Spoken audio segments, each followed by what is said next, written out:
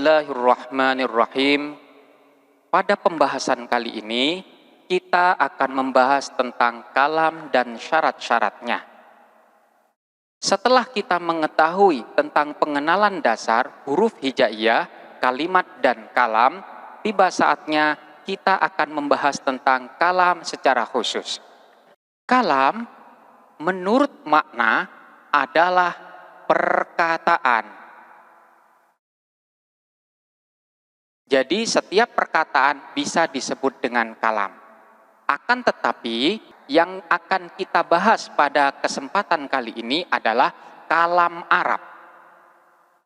Jadi yang dimaksud dengan kalam Arab ini adalah perkataan orang Arab.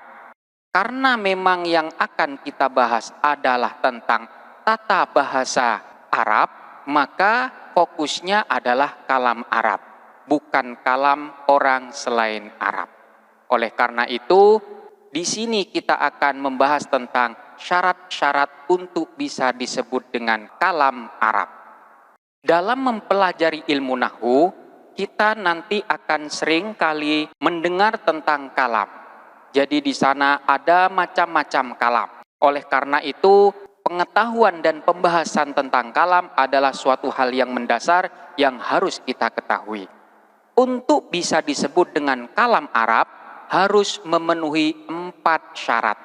Yang pertama, harus bisa disebut dengan lafadz. Untuk bisa disebut dengan lafadz, ini harus memenuhi 2 unsur. Unsur yang pertama, harus berupa suara. Jadi tidak cukup hanya sekedar tulisan saja. Kemudian yang kedua, suara tersebut harus mengandung sebagian dari huruf hijaiyah. Jadi manakala kita menemukan sebuah tulisan seperti ini, apakah ini sudah bisa disebut dengan lafadz? Belum. Ini masih belum bisa disebut dengan lafadz. Kenapa? Karena ini masih belum mengandung suara. Ini hanya sekedar tulisan, bukan mengandung suara. Akan tetapi, manakala tulisan ini kita baca menjadi Zaid atau Zaidun, maka hal tersebut sudah bisa disebut dengan lafadz. Kenapa? Karena sudah mengandung suara. Lalu apakah ini sudah mengandung unsur yang kedua? Ya, dalam tulisan yang bersuara Zaid ini sudah mengandung sebagian dari huruf hijaiyah, yaitu huruf za, kemudian ya, dan dal. Dan ini merupakan sebagian dari huruf hijaiyah. Maka tulisan Zaid ini sudah bisa disebut dengan lafadz karena sudah memenuhi 2 unsur, yaitu suara dan huruf hijaiyah. Syarat yang kedua untuk bisa disebut dengan kalam yaitu lafadz tersebut harus murakkab. Makna daripada murakkab di sini adalah harus tersusun. Dalam hal ini harus tersusun dari 2 kalimat atau lebih. Boleh 3, boleh 4, dan seterusnya. Minimal harus 2. Jadi manakala ada lafadz, kemudian lafadz itu tersusun, maka itu bisa disebut dengan murakkab. Seperti lafadz ana ustad. Lafadz ana ustad ini sudah tersusun dari 2 kalimat. Ana 1, ustad 2. Contoh yang lain seperti lafadz jaa at-talibu. Seorang siswa telah datang. Ini juga bisa disebut dengan murakkab. 1, 2. Kalau seandainya lebih dari 2, maka sangat-sangat bisa disebut dengan murakkab. Kita ambil contoh seperti lafadz ana akulu arruz. Saya makan nasi. Maka ini sudah tersusun dari 3 kalimat. Ini sangat-sangat bisa disebut dengan murakkab.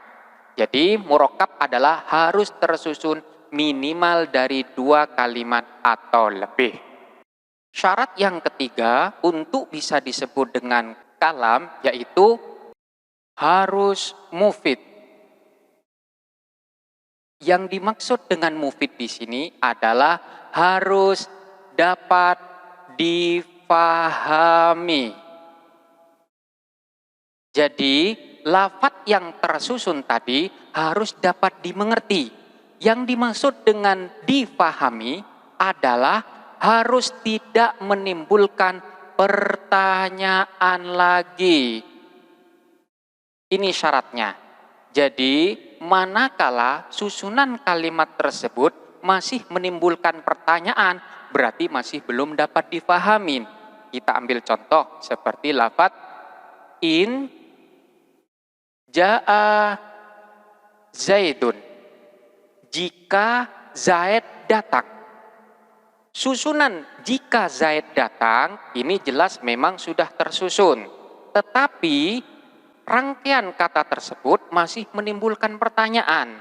Kenapa? Ada apa jika Zaid datang? Dalam artian rangkaian kata tersebut masih belum difahami karena masih belum lengkap. Masih membutuhkan penjelasan yang lain. Oleh karena itu, sekalipun di sini sudah terangkai dari 3 kalimat, akan tetapi karena masih menimbulkan pertanyaan, maka rangkaian tersebut masih belum bisa disebut dengan mufid. Contoh rangkaian yang sudah masuk dalam kategori mufid adalah seperti lafadz ana ata'allam. Saya belajar. Kata-kata saya belajar ini jelas sudah dapat difahami bahwa rangkaian kata ini memberikan informasi bahwa saya sedang belajar. Orang lain yang mendengarkan pasti sudah memahaminya. Contoh yang lain seperti lafadz ana aqra'ul Qur'an.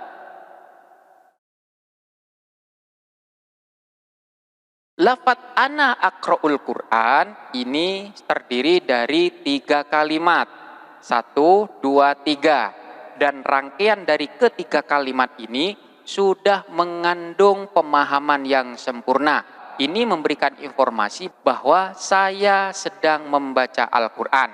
Di sini jelas tidak akan menimbulkan pertanyaan lagi. Intinya, jikalau rangkaian kata itu sudah mengandung suatu pengertian yang tidak menimbulkan pertanyaan lagi, maka rangkaian kata tersebut sudah bisa dikatakan dengan mufid. Dan syarat yang terakhir adalah dia harus wadho.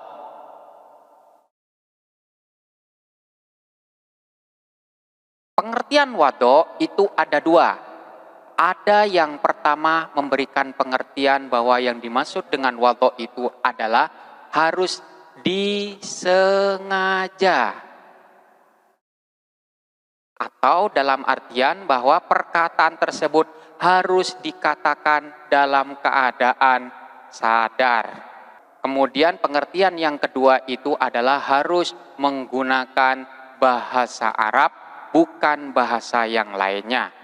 Jadi wadho di sini adalah apa yang dikatakan itu harus difahamin dan diucapkan dengan sadar. Karena bisa jadi ada orang yang mengucapkan kata-kata sudah dapat difahamin dan sudah tersusun, akan tetapi perkataan tersebut dikatakan tidak dalam keadaan sadar atau tidak disengaja. Contohnya seperti perkataannya orang yang mengigau dalam tidur. Ada kalanya orang tidur itu mengigau. Manakala dalam igauan tersebut dia mengatakan kata-kata Assalamualaikum. Rangkaian kata Assalamualaikum ini jelas, sudah lafadz, sudah ada suara dan sudah mengandung sebagian dari huruf hijaiyah. Sudah murakkab, sudah tersusun dari 3 kalimat. Kemudian jelas dia itu sudah dapat difahamin. Karena ini mengandung doa. Lalu apakah ini sudah masuk dalam kategori wadho? Maka hal tersebut masih belum bisa disebut dengan wadho. Kenapa? Karena rangkaian yang diucapkan yaitu Assalamualaikum itu diucapkan dengan tanpa disadarinya. Dia hanya mengeluarkan suara, akan tetapi pikirannya masih tenggelam di dalam tidurnya. Maka apa yang diucapkan itu masih belum bisa dikatakan dengan wadok.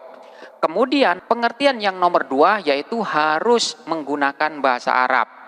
Jikalau yang diucapkan Assalamualaikum itu dalam keadaan sadar, dia dalam keadaan bangun, rangkaian kata ini bisa disebut dengan wadok. Karena di samping dia itu dikatakan dengan sadar, hal tersebut diucapkan di dalam bahasa Arab. Ini yang disebut dengan wadok. Jadi untuk bisa disebut dengan kalam harus memenuhi 4 unsur. Yang pertama harus berupa lafadz.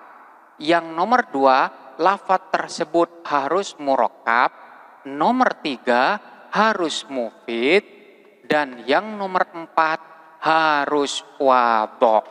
Jikalau keempat-empatnya ini sudah terpenuhi, maka hal tersebut sudah bisa disebut dengan kalam. Kita ambil contoh susunan yang bisa disebut dengan kalam. Seperti lafadz ana adhabu ilas suq. Saya pergi ke toko. Rangkaian kata ini sudah bisa disebut dengan lafadz karena memang ini sudah berupa suara dan sudah mengandung sebagian dari huruf hijaiyah. Kemudian sudah murakkab, jelas ini sudah tersusun dari 4 kalimat. Yang nomor 3 sudah mufid. Saya pergi ke toko, baik yang mendengarkan maupun yang mengatakan sudah sama-sama paham dan tidak menimbulkan pertanyaan lagi. Dan yang nomor 4 sudah wadok karena ini diucapkan dalam keadaan sadar dan menggunakan bahasa Arab. Maka rangkaian kata ana adhabu ilas suq sudah memenuhi 4 unsur untuk bisa disebut dengan kalam. Lalu bagaimana dengan hal semacam ini? Jikalau ada tulisan seperti ini, ana doribun. Ada tulisan ana doribun. Memang sekilas ana doribun ini adalah bahasa Arab. Apakah ini bisa disebut dengan kalam? Kita lihat dulu. Ana doribun jelas sudah mengandung suara. Lalu apakah ini sudah mengandung sebagian dari huruf hijaiyah? Tidak. Tidak ada huruf hijaiyah yang semacam ini. Maka ini tidak bisa disebut dengan lafadz. Karena memang ini tidak memenuhi 1 unsur yaitu lafadz, maka sudah tidak bisa disebut dengan kalam. Jadi sekalipun tulisan tersebut sudah seolah-olah merupakan bahasa Arab, akan tetapi setelah ditulis ternyata tidak mengandung sebagian dari huruf hijaiyah, maka jelas itu tidak bisa disebut dengan kalam. Intinya jikalau salah satu saja tidak terpenuhi, maka sudah tidak bisa memenuhi syarat untuk bisa disebut dengan kalam. Demikianlah penjelasan tentang kalam. Silakan untuk dicermatin dan difahamin benar-benar.